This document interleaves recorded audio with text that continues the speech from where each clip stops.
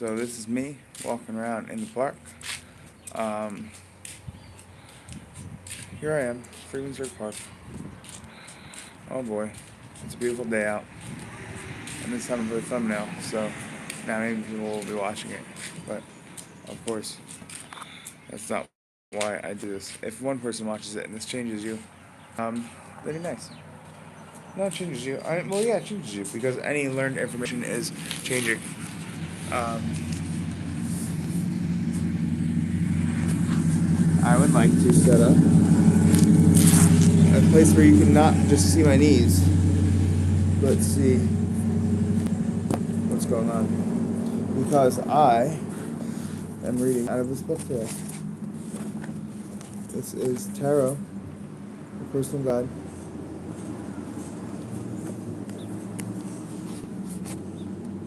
This is the Hanging Man.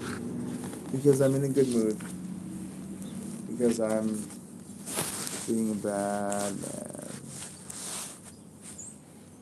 But you know how it be. Oh, hey. I'm going to start to read. So, the Hanging Man, as you see here, part of the Major Arcana, the Hanging Man image may be unsettling to some. It's only natural for us to question how he ended up hanging upside down and who might have tied him there. In most cases, in most cases, in most decks, this figure appears to be calm and in no distress, and would seem plausible that he actually placed himself in this position and for a good reason. This way of looking at a card is imperative to understanding its meaning. The card at its core concerns self-sacrifice. It is not a sacrifice that is inflicted on us, but one we undertake ourselves.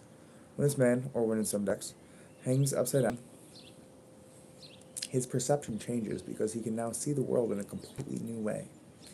For some of us, this is the sacrifice in itself, putting our ego to the side and allowing ourselves to see the perspective of others. The world looks very different when we step back and do it like this. Because of a pause in movement, the hanging man will sometimes represent delays. Sometimes something we've been hoping for might take a little bit longer than expected. Travel or arrangements will take time or even may become temporarily canceled. So the hanging man is a situation when the hanging man, my gosh. Well, I guess you could see my little blanket. I guess that's nice. This blanket means a lot to me. Okay. So when the hanging man arises in a situation, he might be suggesting that a period of quiet is required. It might be time to step back, look at the proceedings from a distance. Sometimes we need to look at the bigger picture, and that isn't always easy when we're in the thick of things. Standing back allows us to appreciate the opinions of others or find a new way of doing something. Our initial approach might not be the best, and sacrificing our ego might be an important step.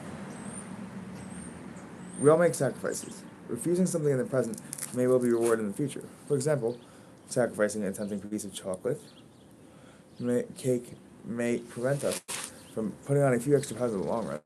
Gliding a few nights out will leave us with a little more energy, a little more cash to invest in something more fulfilling. Can you tell I'm physically uncomfortable? The Hanging Man encourages us to adopt a bigger picture mentality. Do we want everything now? Or might a little resistance bring greater wisdom or more fulfilling experience later on? So the Hanging Man is a person. When describing a person, the Hanging Man might mean someone who is selfless, sacrificing own needs, or desires for a greater good. This might be the parent who forfeits their own luxuries to pay for their child's education, or someone who gives time to a charity. As a person, this can also suggest someone who thinks outside the box and enjoys going against the flow and turning what we understand on its head.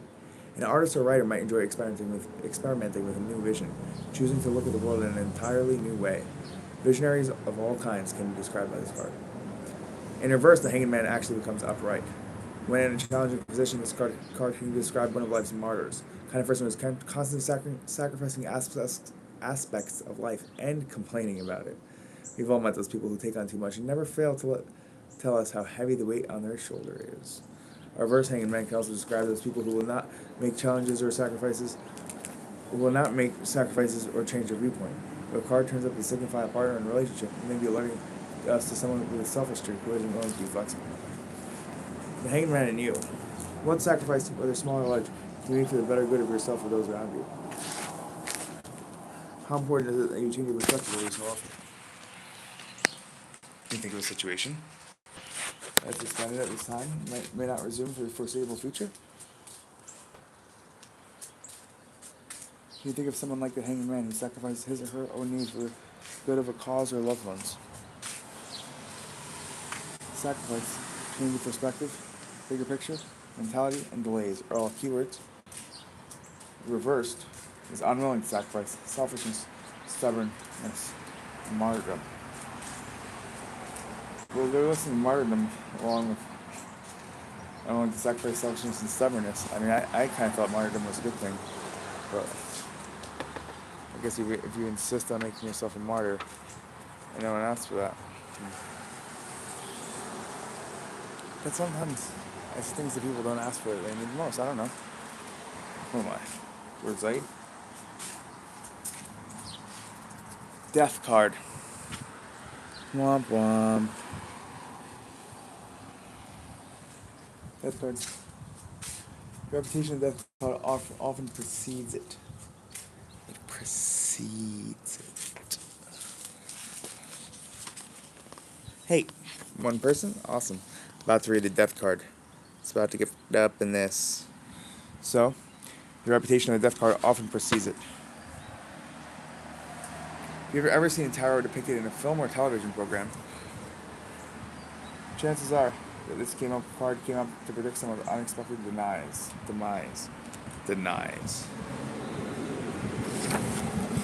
The reputation of a death card often precedes it. If you've ever seen a tarot depicted in a film or television program, chances are this card came up to predict someone's unexpected demise.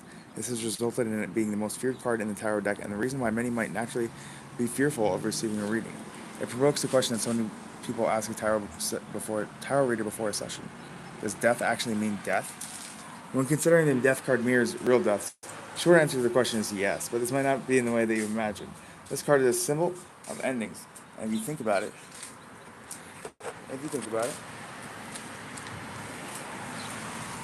we go through many changes in life that result in the loss of jobs, relationships, or the end of a particular lifestyle.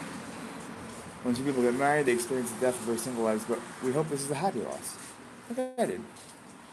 Of course, the deaths mustn't be sugarcoated because not every ending is going to be welcome. Even so, as a reader for over 20 years, I can tell you that the death card has predicted the deaths of so many more situations and the unhappy relationships that it has of people's loved ones. Everything has a shelf life. Our relationships, childhood, jobs, and yes, our physical existence. It's part of the natural cycle of life. Tarot doesn't aim to frighten us, but works to alert us beforehand. If we can see that a life situation has the potential to end, we're either warned or have the chance to alter our ways to prevent that from happening. Isn't that a positive thing? It is. Death is a situation.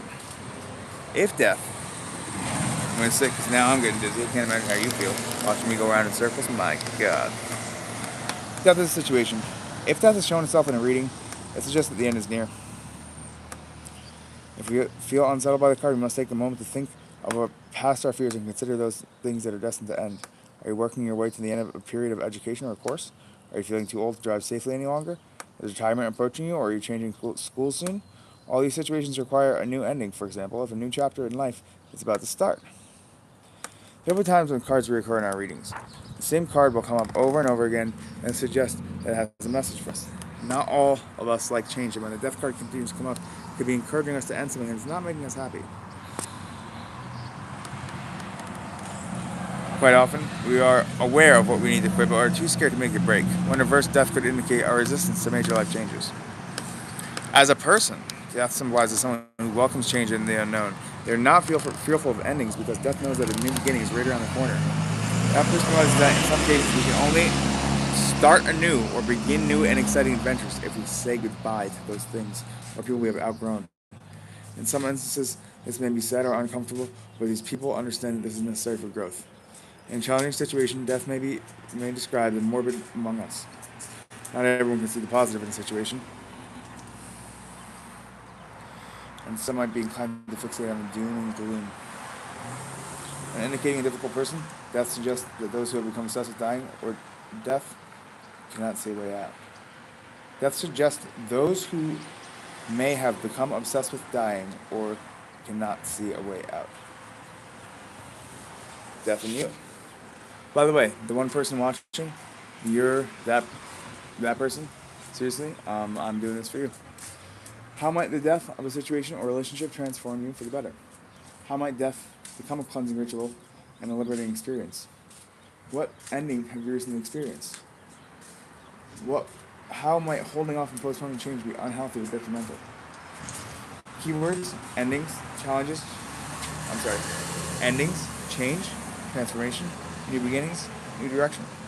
In reverse, it's resistance to change, fear of something ending, resisting the new, and holding on to the past. Alright, we got two more. Next up is Temperance. The Temperance card.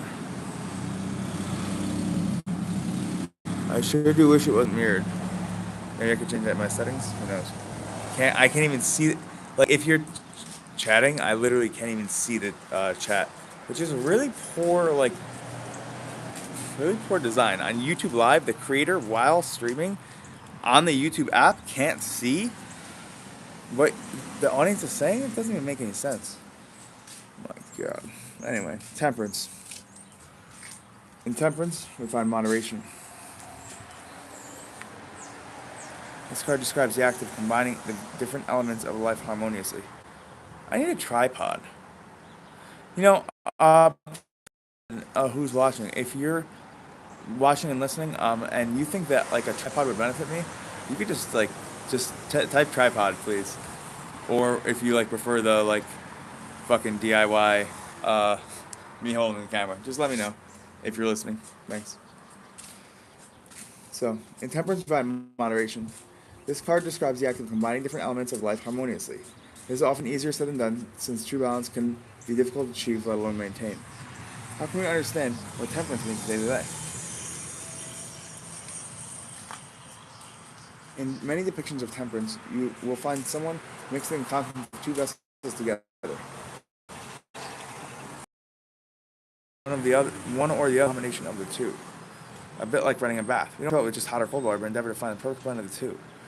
In a reading, this card may be asking us to reflect on how balanced our life is. Does everything work together harmoniously, or are certain areas becoming overpowering and consuming our attention? So temperance is a situation.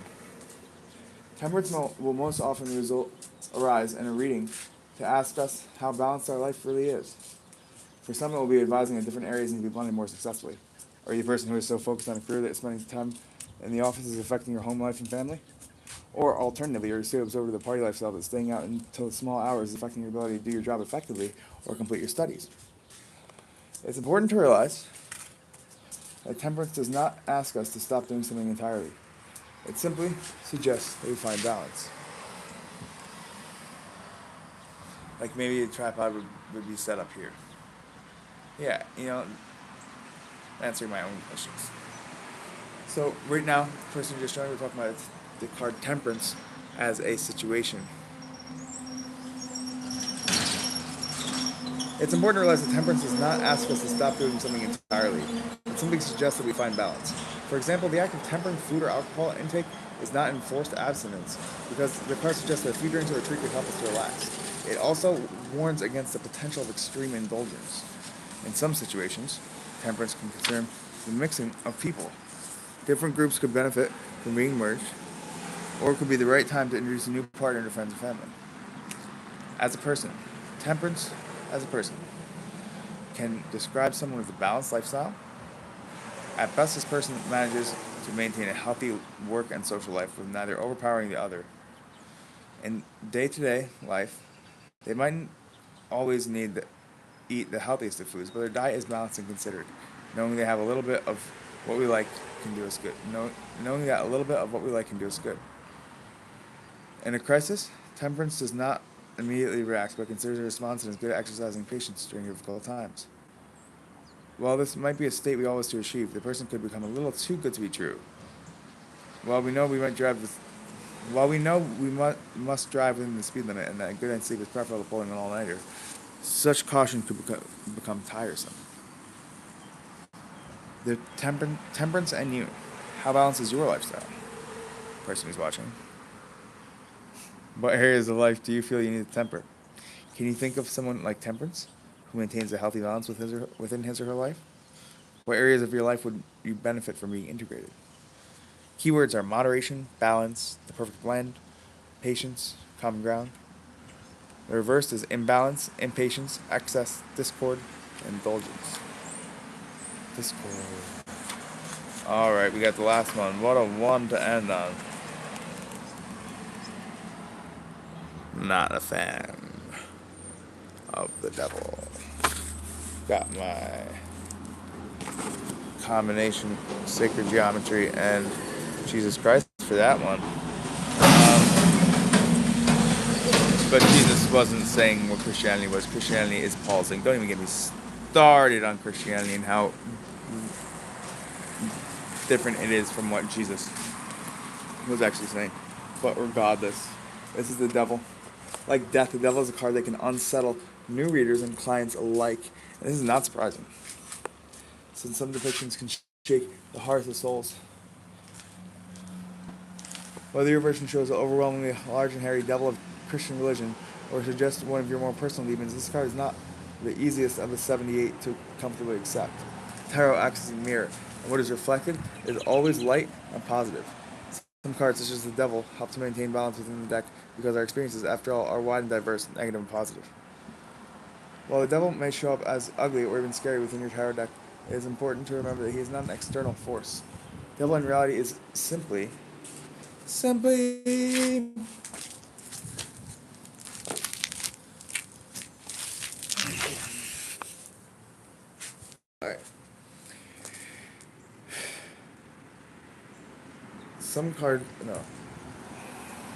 The devil in reality is simply illustrating the ugly and unbalanced aspects of ourselves. Those bits we might not wish to acknowledge, such as materialism, selfishness, or unhealthy desires. In short, he is our eagerness to serve the self alone at whatever cost. The devil is not a card to fear because we all have a relationship, whether big or small, with the temptations of modern life and with our base instincts. This card is a much needed component of the tarot landscape because he can remind us we have fallen out of balance and become trapped by our darkest desires. The devil is a situation. As a situation, the devil suggests that we need to have the ability to consume us and keeping us from maintaining healthy control over our life. No. As a situation, the devil suggests needs that have the ability to consume us and keep us from maintaining a healthy control over our life. He could show up as food, alcohol, sex, drugs, or even a need for attention. It is worth noting that none of these things in moderation are bad, but when we begin to feel controlled by our desire for them, this card will turn up in reading. In some cases, the devil will describe an unhealthy partnership.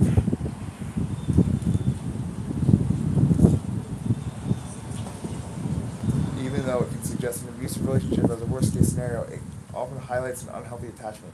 What's interesting about this is that we are often aware of it, but choose to stay within the confines of the relationship regardless. The devil does not hold us prisoner, but we consciously chain ourselves to these things, aware of how destructive they could become.